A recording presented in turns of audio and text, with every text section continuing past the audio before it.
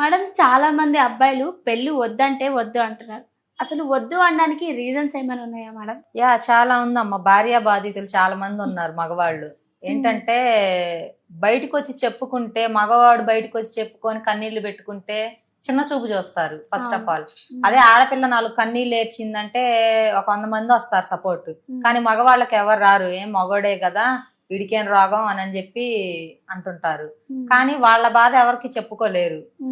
ఏంటంటే ఈ రోజుల్లో పెళ్లిళ్ళు ఎలా ఉన్నాయంటే, పాల ప్యాకెట్ కొంచెం లేటుగా తెచ్చినా డైవర్స్, ఆవిడ అడిగిన పార్కుకు తీసుకెళ్లపోయినా డైవర్స్, లేదంటే ఏదన్నా కొంచెం మనసు బాగలేక మౌనంగా ఉన్నా కూడా నీకు నేనంటే ఇష్టం లేదు, నువ్వు అందుకే నాతో మాట్లాడట్లేదు, ఆ రీజన్ తో కూడా డైవర్స్.